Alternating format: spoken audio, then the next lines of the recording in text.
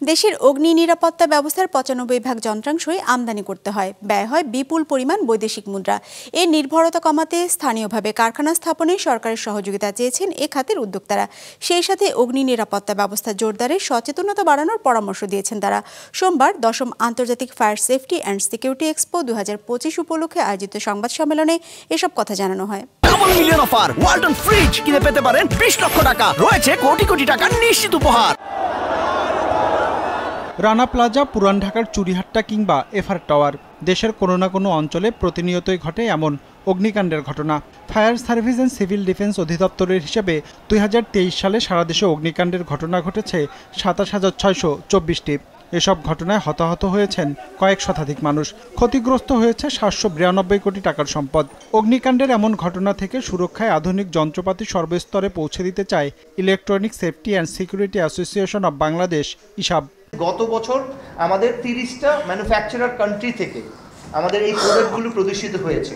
ঠিক এবারও আমরা তাদের কাছ থেকে রেসপন্স পেয়েছি। ইনশাল্লাহ আমরা হয়তো এবার আরও বেশি কান্ট্রির প্রোডাক্ট এখানে প্রদর্শন করতে পারবো। অগ্নি নিরাপত্তাজনিত বিভিন্ন যন্ত্রাংশ নিয়ে ১৩ ফেব্রুয়ারি শুরু হতে যাচ্ছে আন্তর্জাতিক এক প্রদর্শনী, যেখানে প্রদর্শিত হবে বাড়ি কিংবা কারখানা আগুন ছড়িয়ে পড়ার শনাক্তকরণ যন্ত্র, heat detector, smoke detector, multi sensor detector সহ বিভিন্ন ডিভাইস। সেই সাথে থাকবে আগুন নিয়ন্ত্রণে ব্যবহার হয় এমন ফায়ার স্প্রিংকার, ফায়ার হোমস সহ ৩০টি দেশের আধুনিক সব উপকরণ। যারা তাদের ফায়ার সেফটি অ্যান্ড সিকিউরিটির অত্যাধুনিক পণ্যগুলো প্রদর্শন করবে। মোট ৩টি ক্যাটাগরিতে পণ্য প্রদর্শিত করা হবে এই এক্সপোতে, যার মধ্যে রয়েছে fire safety solution, security solution ও বিল্ডিং অটোমেশন। হিসাবের তথ্য অনুযায়ী দেশে বর্তমানে ২ থেকে ২.৫ কোটি টাকার পণ্য আমদানি করতে হয় বিশ্বের বিভিন্ন দেশ থেকে, যার বেশিরভাগই নিম্নমানের। বিশাল এই বাজারে উদ্যোক্তাদের এগিয়ে নিতে স্থানীয়ভাবে কারখানা স্থাপনে সরকারের সহযোগিতা চান খাত সংশ্লিষ্টরা। এই সেক্টরের ইন্ডাস্ট্রি কিন্তু নাই, একেবারেই নাই, সকলটাই আমদানি নির্ভর। এখন সময় এসছে এই সেক্টরে আপনার ইন্ডাস্ট্রি স্টাবলিশ করা।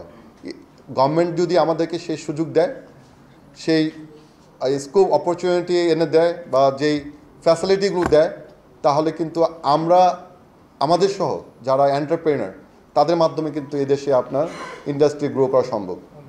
আগামী ১৩ থেকে ১৫ ফেব্রুয়ারি রাজধানীর বঙ্গবন্ধু আন্তর্জাতিক সম্মেলন কেন্দ্রে অনুষ্ঠিত হবে এই প্রদর্শনী। বেলা ১১টায় শুরু হয়ে প্রদর্শনী চলবে রাত ৮টা পর্যন্ত, যা সর্বসাধারণের জন্য উন্মুক্ত থাকবে।